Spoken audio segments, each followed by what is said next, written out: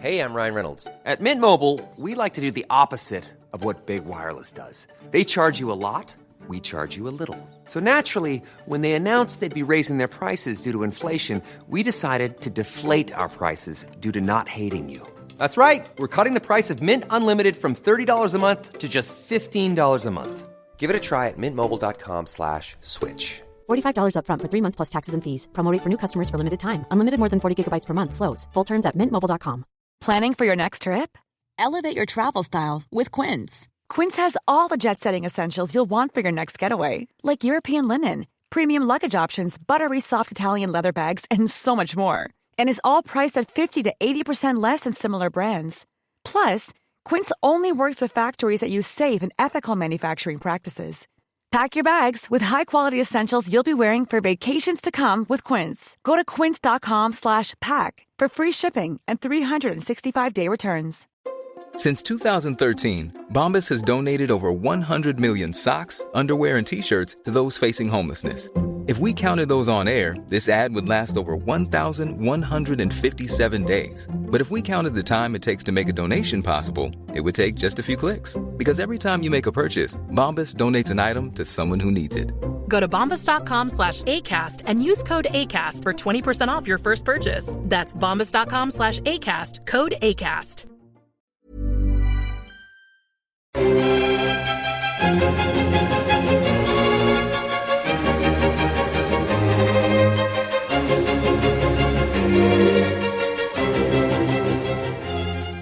Hello and welcome back to the Napoleonic Wars pod and the second installment. And don't worry, this isn't going to turn into like a Napoleon's Waterloo Army style odyssey, but we are here for a second installment on Polish troops in the French army, because I don't know how to be concise as a podcast host, and I'm not prepared to cut my guests off, because why limit quality discussion? So I am joined once again by Dawid Gralik, who I spoke to all of about 30 seconds ago for the first installment of this. If you haven't listened to installment 1, go back, enjoy it. Remember, all of the podcasting content is free for you to enjoy now. So you just got to scroll back and find it. It's not that hard. Dawid, if you've forgotten since the last installment, is a PhD researcher at the University of Adam Mickiewicz University of Adam Mickiewicz or Adam Mickiewicz University. Either way, that place in Poznan in Poland, he's part of the Faculty of History there. He has an interest in military history from the 18th and 19th centuries, and as you know, is particularly an expert on Polish troops during the Napoleonic Wars. His PhD thesis is on the officer corps in the Duchy of Warsaw army. Still got our fingers crossed for you that goes smoothly and that very soon you will be Dr. Gralik. Welcome back, Dawid. Great to see you. Thank you for giving up your time for an extended recording session that this has turned into. Yeah, hello there, no problem. So we're going to bury our faces back deep in the nitty-gritty of this. Folks, I haven't got time to do a recap of everything that we talked to, but we predominantly did kind of the social side of things in the first half. I think in this side we're going to get a little bit more narrative with things, and I want to start in, and it's a horrendously broad question the way it's written in the notes, with their service history. Kind of, where do these guys go and what do they do? Now, you did make the point in the break, it's 18 years of conflict, Zach. You can't cover every single thing. And quite rightly so. And we'll talk about Spain, I guess, in due course. But just give folks a flavour of where some of these troops are deployed and perhaps some major flashpoints where there are particularly famous examples or particularly noteworthy examples of what these guys are doing. Yeah, so like you said, there is at least 18 years of the service record of this unit. So I just say a few words about each unit, in fact, because we didn't say that there was several Polish units in the French army, both revolutionary and imperial. So I will say formation after formation. So the first formation were Polish legions in Italy, commanded by Jan Henryk Dąbrowski, which are quite famous in Poland because we've got Polish anthem Mazurek Dąbrowskiego, right, which were created during that legendary period. And in fact, these legions started their service in 1797. And at first time, they fought against some Italian rebels in Italy. Then they fought in the war against the Kingdom of Naples. They were distinguished, for example, in the Battle of Civita Castellana. And then they had some other things in Italy. They fought versus the Naples. They fought against the Papal State, for example. And after the war against the Second Coalition started, they retreated to the northern Italy. They fought in the Battle of Trebia, for example, when they had heavy losses during that battle. And next couple months, they still fight in Italy until the Treaty of Luneville was established. The other formation was the Danube Legion, which was created in 1799, and it was commanded by General Karol Kniaziewicz. And this unit was part of the Army of the Rhine, commanded by General Jean-Victor Moreau. So they took part in the German campaign of 1800. For example, they had quite a big role in the Battle of Hohenlinden in December 1800. And after that, they continued until this campaign was over. And after this Treaty of Luneville, situation was quite tough from the Poles because the French couldn't give any more support to the Polish cause. There was many resignations and desertions from the legions, and there was some kind of reorganization of the Polish units, and there was creations of three half brigades of the French army, which had numbers of the French infantry, and there was a cavalry regiment, which was in fact saved thanks to Murat, who wanted to have Polish cavalry regiment. Murat doing something right for once. Huzzah! Yeah. But you know, in Poland in major we've got a good opinion about Murat. So Yes, but it's become a running joke on this show in terms of my opinions on Murat, I which know, remain unmoved. But I think that Murat would be a great king of Poland if Napoleon would gave him a Polish throne. Sorry, pause everything that we're all doing right now. We've got to ask why, because the whole being King of Naples thing wasn't. I mean, it wasn't disaster, but it wasn't brilliant either. And loyalty was a big problem when it came to Murat. So what's the Yeah, reasoning there? but you know, he was a king in Polish style. You know, cavalryman, brave, like to look well. So But that would have meant like Caroline he had very good relations with Poniatowski. yeah, that is true actually. Yes, that is true. But that would have meant like Caroline as queen, and I oh that's a thought that just makes me shudder. I would not want to be the subject of Caroline Bonaparte. I just wouldn't. Did I trigger you? That's exactly what you did. Yeah, the shivers running down my spine at the prospect of that. Okay. So David's vote is that Murat should have been King of Poland. Interesting sidebar there. We'll park that. And sorry, I did interrupt you midway through your flow. We can make a discussion about it about Murat in Poland. Absolutely. That's a whole all the time. Yeah, there is an episode in there somewhere about who should have been on the thrones of which country and who would have been the best within each capacity. Because let's be honest, Napoleon doesn't. Well, no, that's not quite fair. Sometimes he does get it right in terms of who he puts on the thrones. But Joseph of Spain was the wrong move, beyond a shadow of doubt. And Murat in Naples. I think Murat in Naples perhaps is more something that you can judge in hindsight. But anyway, we digress massively. So we were talking about the service history of these different Polish units. Let me hand it back to you, and let me allow you to finish what you were saying about these different guys and where they go. Yeah, so like I said, there was a big reorganization of the Polish legions. So there were three infantry regiments or half brigades and one cavalry regiment, and two of these infantry regiments were sent to San Domingo when was a rebellion of the local people against the French. We know that this campaign was very brutal and the losses of the Poles were very heavy. So most of them were killed, in fact, or taken prisoner. The interesting thing is that the first Haitian constitution said that only Poles and German could have Haitian citizenship because there was several examples of the Polish deserters during that campaign.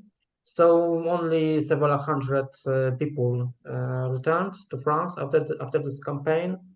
And after that, we've got this campaign in Italy, which was part of the war with Third Coalition. We've got this fights against British forces in southern Italy when fought this Polish infantry regiment.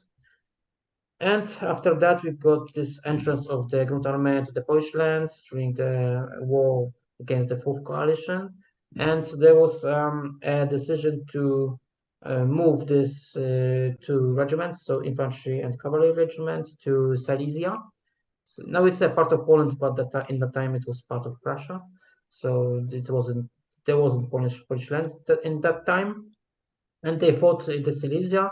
Especially cavalry regiment is distinguished in several clashes against the Prussian cavalry.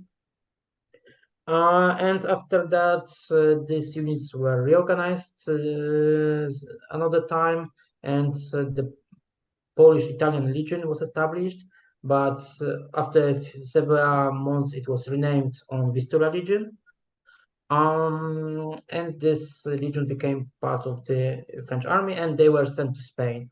And they fought in Spain in two groups. One group was infantry, and the second one was cavalry.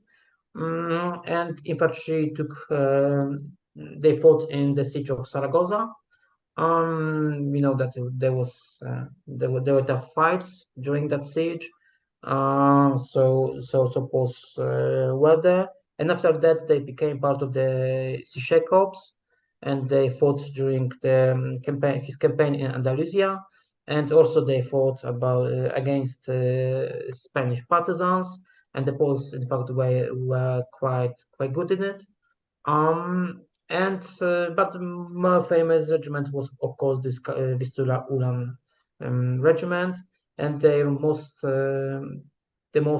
important and famous battle was Battle of Albuera in 1811, when they crashed Colborne's brigade. And this was the only example when the British square were broken, in fact, during the Peninsula War. So the Poles did it, the only Poles. And Poles captured some British banners also, and probably also they were the only British banners which were lost during the whole Peninsula War. In fact, this reputation of the Vistula Uans was quite big. They were called Los Infernos Picadores by the Spaniards, so Lancers from Hell, for example. And also they were very respected by the French commanders, and every French commander wanted to have some Polish Ulan units in their division or slash corps. And they fought in Spain by a few years, and of course in Spain they also were Polish Chevaulegers, because this regiment was created in 1807, and they were sent to Spain also. And of course you've got this Somosierra charge, which I said in our last episode, which was in fact the most famous episode for this regiment. And after that, they stayed in Spain for some time, but they were sent several months later to Austria, to the war against this country in 1809, and they participated in the battle program. And I also describe this clash against the Austrian Uhlans, which took place during that battle. And for these Polish formations, the most important campaign was in fact campaign of 1812, because most of these units were retreated to France and they sent it to the east. So Polish Chevaulegers fought in this campaign, and also Vistula Legion also fought in this campaign and had heavy losses. Interesting fact is that during this campaign, Vistula Legion was part of the Imperial Guard, so it shows that this units were respected by the French. And of course, both Chevaulegers and the Vistula Legion fought in several battles, like Berezina, for example, because they fought mainly during the retreat. And after that, they also fought in the campaign in Germany in 1813, because during that campaign, in fact, the Vistula Legion infantry was reorganized into one regiment because of the losses during the Russian campaign, and they were part of the Polish 8th Corps. So it was the only time when their commander was in fact Prince Poniatowski, and they fought in several battles, also in the Battle of Leipzig. Chevaulegers regiment also. They fought in the Battle of Leipzig. They fought in the Battle of Hanau also, when they had quite big role to open route to Napoleon to France. And in fact, during the campaign of 1813, there was also a Polish Guard battalion, which was established in autumn 1813. And this battalion fought also in that campaign, mostly in the Battle of Leipzig. And after this battle, the battalion was in fact disbanded because of the losses and because of desertions which took place after that battle. And Poles, of course, fought also in campaign of 1814 in France in several battles. One of the Polish officers wrote that the Polish Chevaulegers were like dogs during that campaign, that they fought from battle to battle. So they had several battles during that campaign. And there was also this Polish Eclair regiment, but like I said, they also fought in that campaign. And the last campaign for the Poles was campaign of 1815 in Belgium, because there was a Polish squadron of Chevaulegers, which was with Napoleon on Elba Island. And they, of course, they came back with Napoleon to France, and they became first squadron of the first Chevaulegers regiment. And they fought this campaign, of course, in the Battle of Waterloo. We've got this episode even in Bondarchuk's movie, right? This clash between Polish Chevaulegers and the British cavalry. But interesting thing is that the Polish losses in that battle wasn't very high. There was only few men killed and wounded in that battle. So probably these fights wasn't very tough on the Poles, and they didn't fight very much during that battle. And that's it. Yeah, 18 years of fights. I mean, thank you for giving us such an admirable and clear run through of everything. I'm trying to think where they're brigaded for the Waterloo campaign, and therefore where they're at, and it escapes me off the top of my head. Apologies, folks. I would have to consult my guiding notes and my order of battle to know that. I just don't have it off the top of my head. Yeah, but they were there. They were there. Indeed. You mentioned Spain. Well, this is a show that is known for its love of talking about the Peninsular War. And you teased me. Let's be honest. You laid some bait, and you mentioned that discipline was something that was worth talking about in relation to Spain. So talk us through this, because I don't know what you're about to tell me, All I know is that you gave me this pointer that there is some interesting stuff to talk about here. So hit Yep. me. Yeah. In general, the relationship between Poles and Spaniards during the Peninsular War was very complicated. It was a mixture of mutual respect, fear, and hatred, in fact. The situation related to the Polish presence in Spain was, in a way, quite bizarre because the nation fighting for its freedom, the Poles were fighting against the nation that wanted to defend its freedom, the Spaniards, right? This caused the Spaniards to even have a threat of propaganda aimed at the Poles, which isolated cases of Polish soldiers deserting being known. What strongly influenced Polish Spanish relations was the fact that both Poles and Spaniards were Catholics, and they still are, in fact, in theory. Maybe Spaniards, I don't know. Yeah, still both. Well, I can't speak for how deeply Catholic Poland is, but I get the sense that it is a pretty Catholic country. Yeah, but And Spain is still a deeply Catholic yeah, country, albeit yeah, that, but for the Napoleonic era, it was very true. While the French were seen as antichrists by the Spaniards and enemies of the faith, in general, the Poles weren't so hated, also because of their faith. There is a well-known example of the Polish officer who was saved from death by a medallion with the Virgin Mary that Spanish soldiers noticed. However, it doesn't mean that the relations were exemplary. There are known cases of assaults on outposts and villages occupied by Polish soldiers, as well as um, I don't know how to say it, secret killings by Spaniards. Also, during the Charge of Somosierra, Andrzej Nikolewski received many wounds, including after he was excluded from the battle. The Poles also had their, let's call it, faults, so to speak. They certainly took part in the excesses during the Second Siege of Zaragoza, like I said, and there are also known cases of reprisals taken against Spaniards from attacks on Polish troops. Several officers were even brought before court-martial. One of these was Captain Marcin Notkiewicz of the 1st Infantry Regiment of the Vistula Legion. In fact, he was a very good officer, decorated with the Légion d'honneur. And in 1811, while being a commander in the village of Flix, he was accused of robbery and arrested.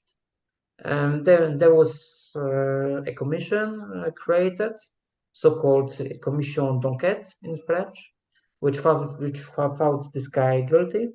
However, he didn't stand trial as he had previously obtained his resignation. Another example is Lieutenant Stanisław Skarbek of the 2nd Infantry Regiment of the Vistula Legion.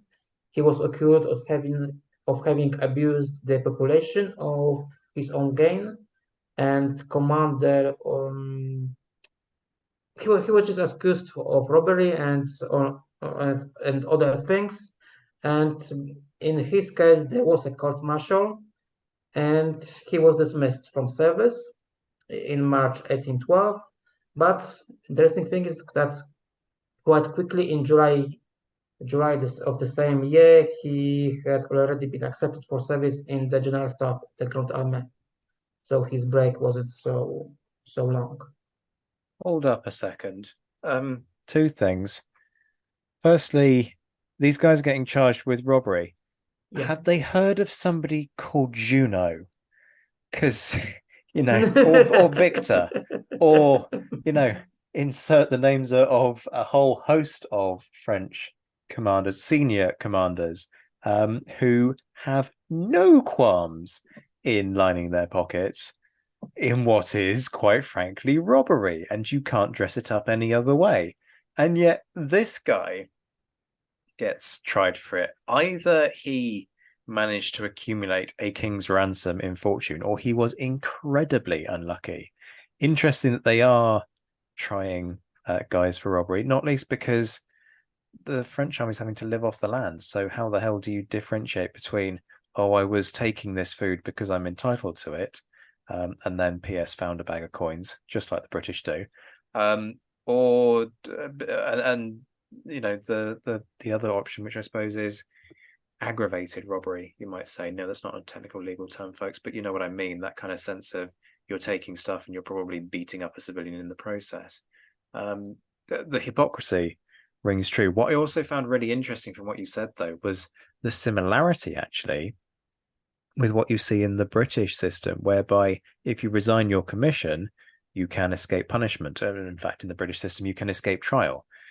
So really interesting that parallel exists. A little nugget that just immediately piqued my interest, because I don't often get the chance to speak to people who have knowledge of... It can be even a research question if it was popular in general during the period. That's exactly what I'm thinking. Obviously, it's only one isolated example, but it was certainly a phenomenon in the British Army, and it suggests that perhaps this is an approach that is pan-European, let's say, but more research needed on that before we can make any assessments.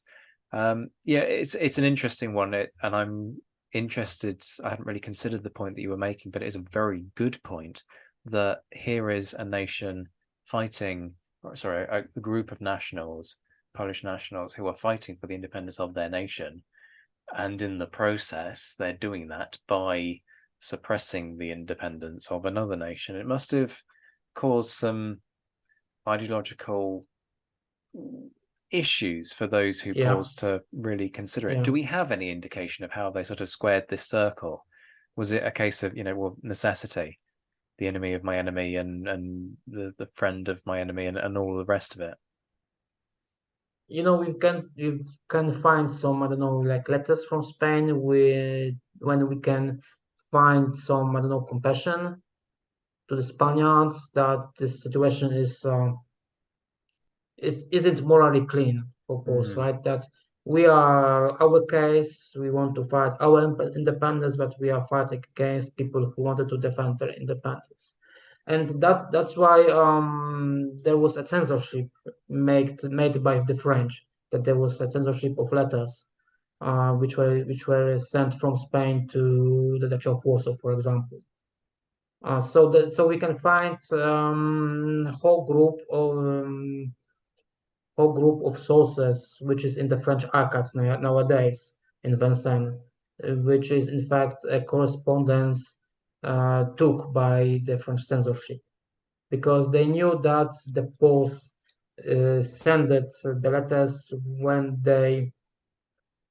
they wrote that the situation isn't like the press said, because the war was presented in Spain like any other war, that there is some enemies, that there are some Spaniards, some I don't know, some British and things like that, but it's a war like the other wars, right?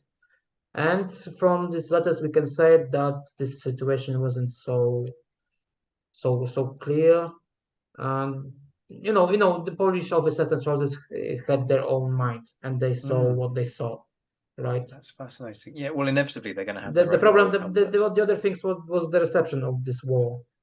I think that the Poles, in the Duchy, they could have some notes about the brutality of the Peninsula War and stuff like that, but it wasn't the thing which was discussed publicly, I think, and which wasn't known by the most of the popular opinion in the Duchy. Millions of people have lost weight with personalized plans from Noom, like Evan, who can't stand salads and still lost 50 pounds. Salads generally for most people are the easy button, right? For me, that wasn't an option. I never really was a salad guy. That's just not who I am. But Noom worked for me. Get your personalized plan today at Noom.com. Real Noom user compensated to provide their story. In 4 weeks, the typical Noom user can expect to lose 1 to 2 pounds per week. Individual results may vary. Hiring for your small business? If you're not looking for professionals on LinkedIn, you're looking in the wrong place. That's like looking for your car keys in a fish tank. LinkedIn helps you hire professionals you can't find anywhere else, even those who aren't actively searching for a new job but might be open to the perfect role. In a given month, over 70% of LinkedIn users don't even visit other leading job sites. So start looking in the right place. With LinkedIn, you can hire professionals like a professional. Post your free job on linkedin.com/spoken today. That is fascinating. On many levels, not least the censorship thing. I wasn't aware that letters were censored. Do you happen to know if this is something that was done across the French army? Is this unique to Spain, or is this something that is happening generally where letters from the front are kind of going through a filtering system before they're sent on? I think that was a system in France in that time, that there was a specialized, I don't know how to name it, a special organization to do it, to check correspondence. And was all that correspondence? Apologies, I'm throwing a lot of unfair questions at you now, as this sort of the potential of this really excites my brain. But I guess firstly, has that material survived? Is there a lot of this stuff that folks can dig into in the French army, and has anybody done that? Because that's a fascinating pool of resources, and of course it stands in very stark contrast to the British system. There is an article in Polish wrote by Dr. Andrzej Ważny about it, and I have my information from that article that this censorship took place, and that the materials about it are in the French archives.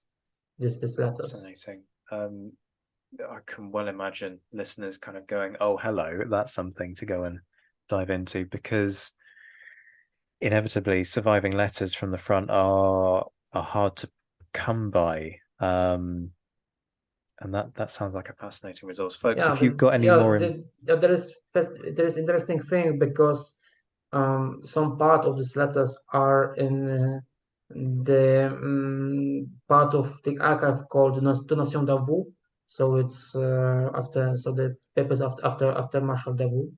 And the interesting thing that I wanted to have an access to that part of the archive, but it seems that it's private property, and I need to have a special approval for this. So I didn't analyze it yet, but I want to do it.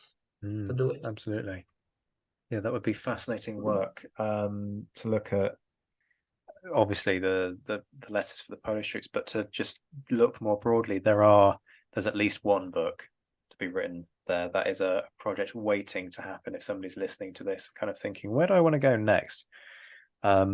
The value of that as a resource is endlessly fascinating to me, and I am now hugely peeved that my French is not up to the standard of delving into that, because that would be such a fantastic resource to look into. Apologies, I have rabbit holed. You fired one hell of a neuron in my brain there. Let's talk about reputation. My sense is that some of these guys have a really fearsome reputation. I'm thinking particularly Polish Lancers. We've kind of talked about them already. The Brits hate Lancers, period. That's why they created the Lancers themselves after 1815. Indeed, they'd suffered too severely too many times. Funny thing is that they used Polish regulations, which tells you something. Yeah. Apologies, this is a very self-indulgent and very Anglo-indulgent thing. But before we talk about that reputation and why they have such a fearsome reputation, do we have much of a sense of British views on Polish troops and Polish views on British troops? Because I know that will interest the sort of 40% of my listenership that is British.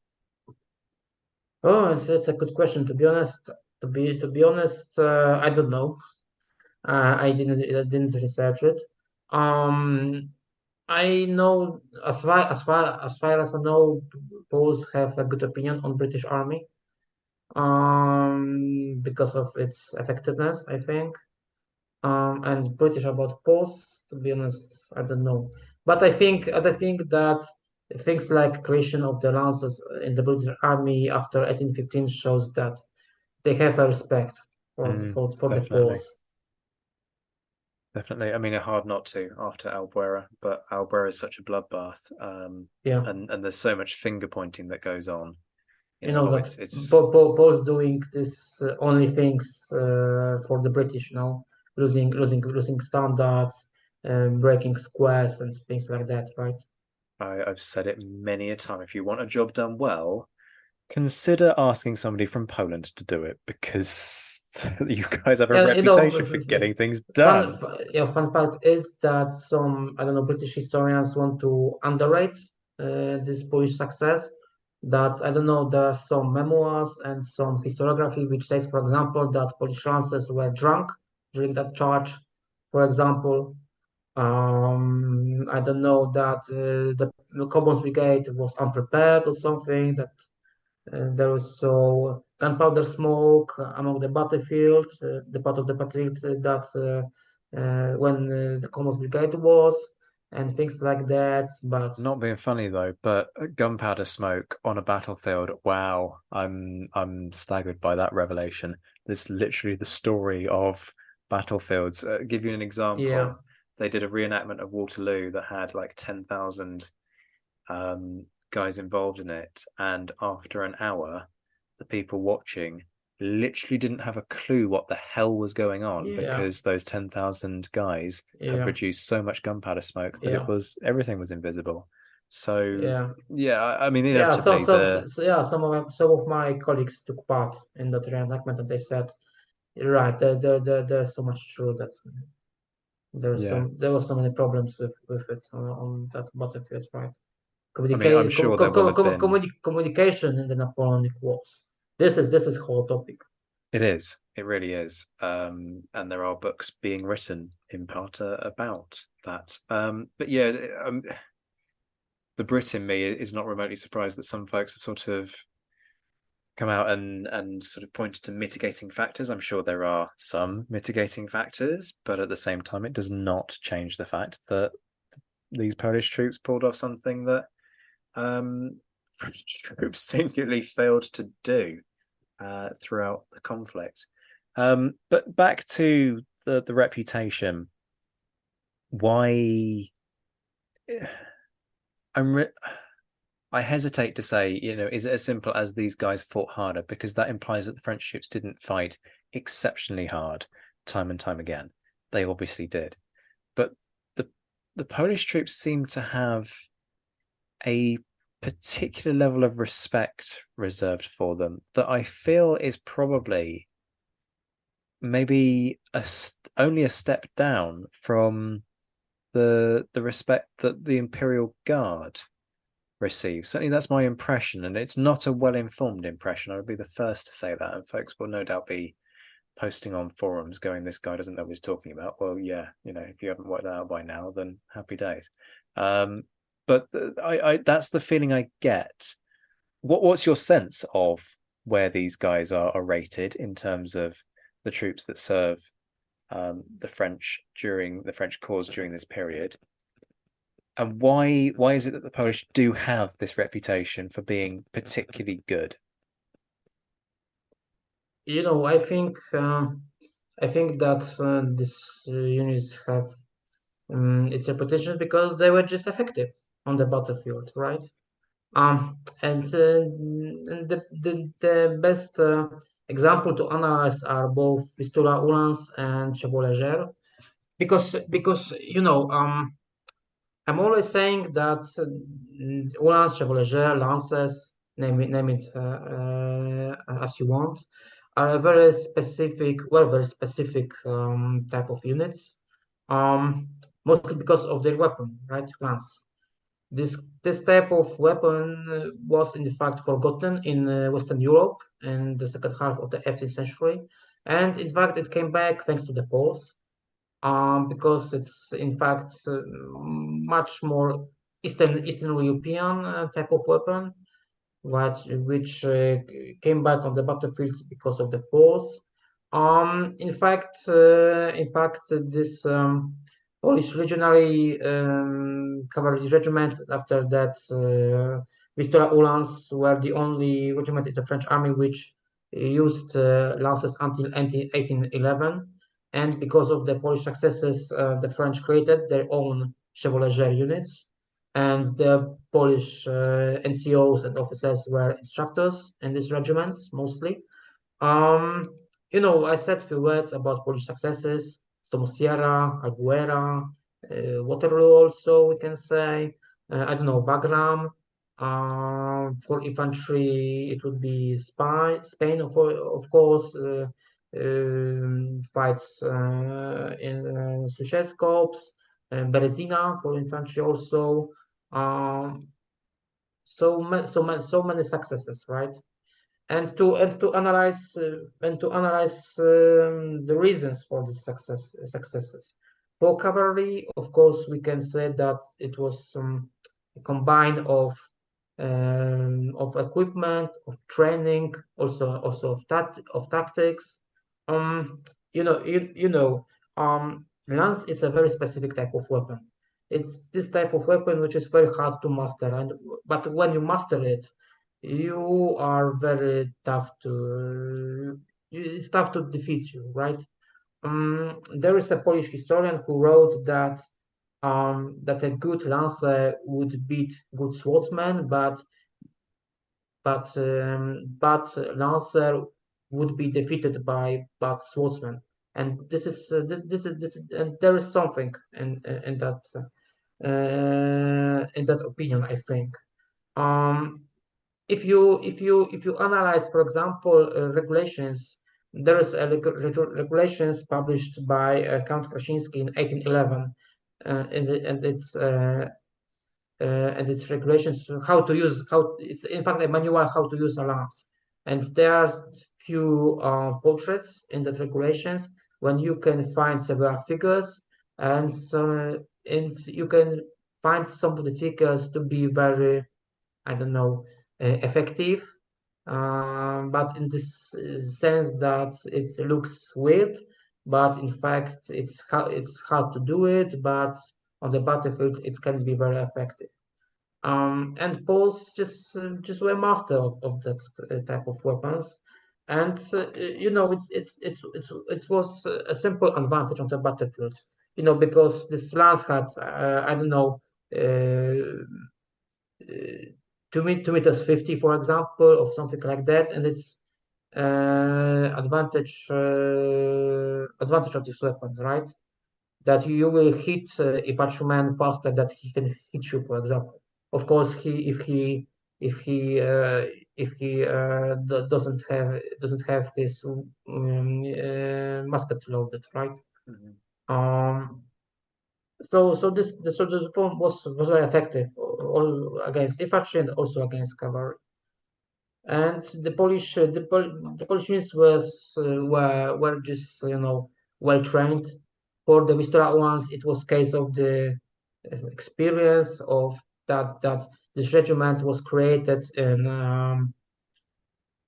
1798, if I remember. So this was a regiment which existed without a break by 16 years, right? So we've got 16 years of this regiment, of experience of fights in Italy, in Germany, in Spain, in Russia, in Germany in 1813 next time. So it was quite a big time.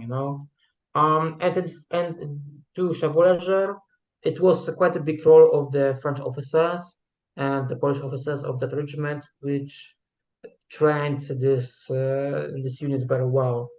They just had this luckiness to have an officers like, I don't know, like Dotoncourt, for example, which shows to be very good officers. And for the infantry, it was similar case like in Vistula Uhlans, I think, that when this Vistula Legion, I mean infantry of the Vistula Legion was created, there was this basis from this legionary infantry regiment. So there was some kind of, I don't know, promotions, that veterans became NCOs, NCOs became officers. So it was this simple line that there was this basis of experienced officers fighting in several campaigns, and that's it. And that's the reason why these units were so effective. And because of the successes, there was this fame for these units, both in the French army and among enemies, right? For Spaniards, for the British, for example. So that's it. Yeah, essentially what you've painted there is a very clear picture of competency. These guys knew what they were doing and they did it very well. The thing is that after the Napoleonic Wars in several countries, the Lancer unit was created. The best example is the British Army, because there was some attempts to create Lancer regiments in the British Army in the 1790s.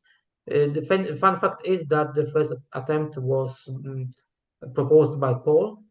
It was one of the Polish noblemen. I don't remember his name, but he proposed to form one Lancer regiment. But it was formed, if I remember. They were even in Flanders, if I remember. But they were disbanded or reorganized into some, I don't know, dragoon or hussar regiment. I don't remember.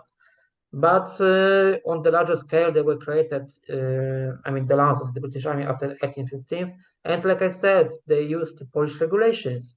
They translated from French because this manual of Lance was in French.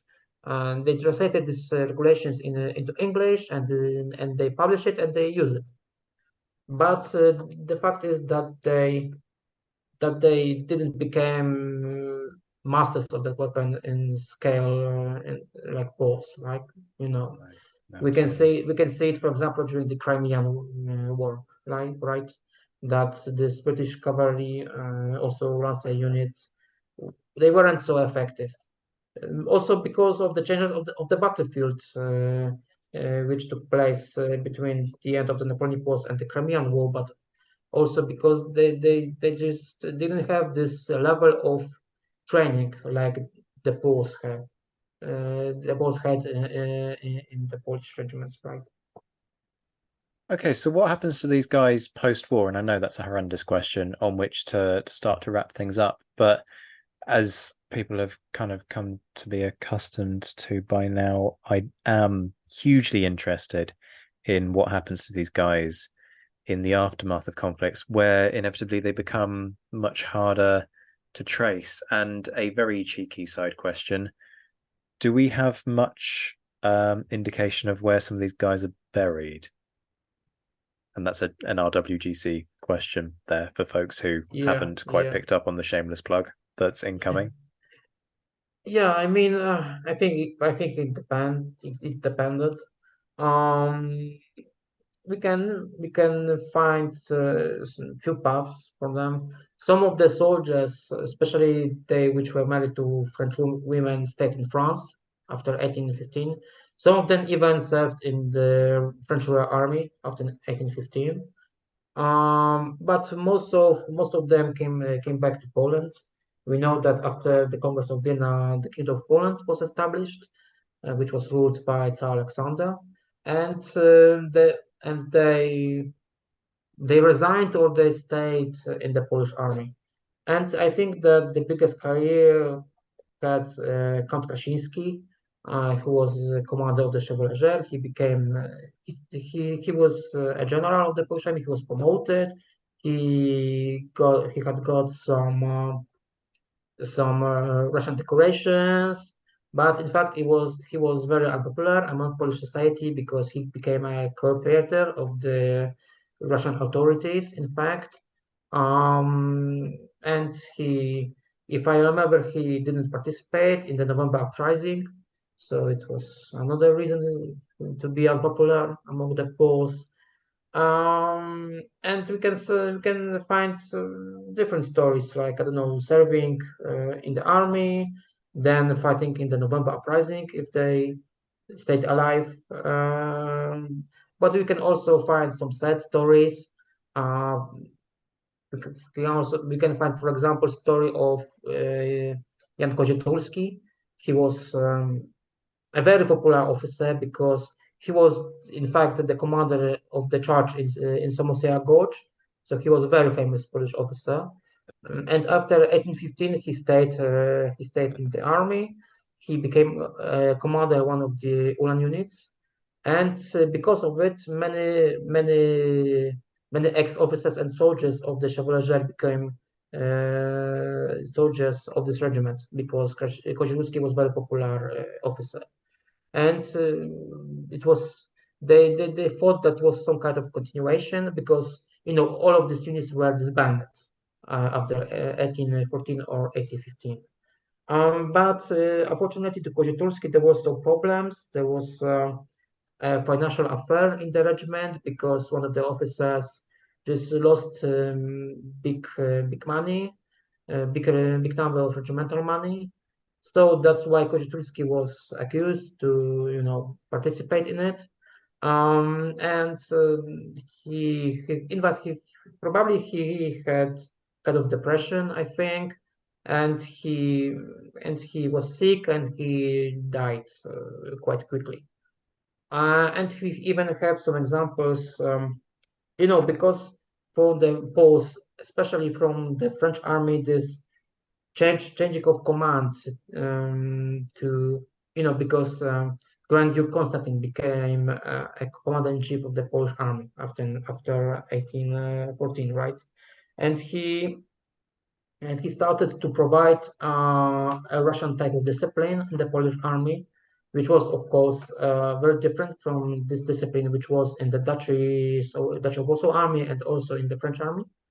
So it was tough to accept it from the many officers. So there was many resignations after a few years of service in this post 1815 army, and we've got also few suicides among Polish officers of the period. Also ex-Chevalier officers. But sad. Yeah, we also have this among some ex-Chevaliers who committed suicide because of this, how they were threatened by Constantine, right? Mm-hmm. So there are mostly sad stories, but Polish history is in general sad. So yeah, you know what? You're not wrong. That's seems to be a theme. And about graves, we can say that there are some of the graves of the for example, ex-Chevalier. Let me check it. Kozietulski. Here it is. Oh yes, for example, Kozietulski is buried in Belsk-Duże, sorry. So his grave still exists. Sorry, where is that? Belsk-Duży. It's a village. It's a village in Mazovia in Poland. Krasiński is buried in Opiniogóra. Opiniogóra was his property. It was part of his lands. Okay. There is a palace in Opiniogóra, by the way. Okay, so folks, if you are in Poland and you find yourself in either of those, and there is a museum, by the way, Museum of Romantism in Opiniogóra. Yeah. Okay, so well, there you go, folks. Interesting thing is that Krasiński's son was a very popular Polish poet, Polish romantic poet. Okay, there is even an uniform, Chevalier uniform for Krasiński Jr. It was kind of, I don't know, souvenir or something. But it still exists. It was kind of, I don't know. His father was this commander of the regiment, so this son got this, uniform, Charles uniform of his father's regiment, right? So there you go, folks. If you find yourself in either of those next to the woods, there are places that you can go to pay your respects. Should you feel so inclined, be sure to do a quick site report for the Napoleonic and Revolutionary War Graves charity whilst you're there. Hashtag ad, Yeah, hashtag do shameless it. plug. Do it. Indeed. David, it's a sad note on which to end, but inevitably when you're going to talk about legacies of warfare, you're going to end up on a sad note. But it's been such an interesting discussion. I've learned vast amounts. I'm sure our listeners will have done too. I was going to say good luck with your Viva, but you don't need luck, as the last 2 hours of podcasting has been a testament to. You've got a vast knowledge on this topic. I have no doubt that you're going to very comfortably walk through that Viva. Folks, if you're on Twitter, David is on Twitter at DAWGRA93. That is at DAWGRA93. Go give him a follow. David, the soon-to-be, I hope, Dr. David Gralik, thank you very much for your time. Yeah, thank you very much also. Folks, if you're new here, remember to hit the subscribe button so that you can find your way back. Much love to all my Patreon supporters, and shout-outs to my mentioned in Dispatches patrons, Rob Griffith, Brendan Teeling, Beatrice de Graaf, Lynn Dawson, Lucy Tatner, Jim Deary, Josh Keeney, Colin Fieldhouse, Stephen Coulson, Jim Getz, Indiana Fats, Stephen Gillen, Rob Coughlin, Hugh Brennan, Alistair Campbell-Grieve, Andy Meakin, Mark Anscombe, Bruins Girl, Noah Fink, Mark Trowbridge, Miles Reedy, Nick Overland, Graham Goodwin, Chris Pramas, Anthony Gumbau, Andrew Wright, Anonymous American, Martin Pisani, Ulrich Decado, James Fluick, Roger O'Donnell, Natasha Hobday, Chris Kimball, Gary Dennis, David Gralik, Ted Andrews, David Malinsky, Richard Anderson, Arthur Forgy, Reto the Sci-Fi Fan, Adam Green, Tim Day, Sam Moore, Wyatt Pollock, Armin Darwin, Carol Dixon-Smith, Paul Gasek, and Roland Shark. And the Admirals, John Haynes, JC Kaiser, Mike Guest, Liam Telfer, Todd and Laird Campbell, Graham Swidenbank, Rachel Stark, Mark Duckers, David Maxwell, David Priest, Graham Callister, Sean Sullivan, Stephen Ashworth, Dan Hazelwood, Kate Walcombe, Steve Carter, and Clemens. I'll be back very soon, but until then, I'm Zach White. This has been the Napoleonic Wars Pod. Take care of yourselves, my friends. Stay well, stay safe, and as always, thank you for listening.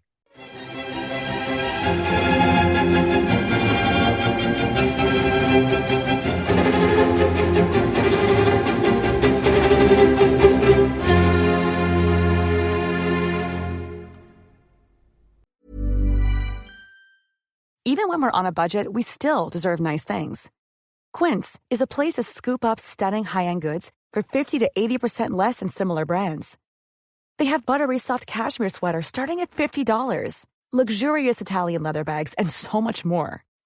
Plus, Quince only works with factories that use safe, ethical, and responsible manufacturing. Get the high-end goods you'll love without the high price tag with Quince. Go to quince.com/style for free shipping and 365-day returns.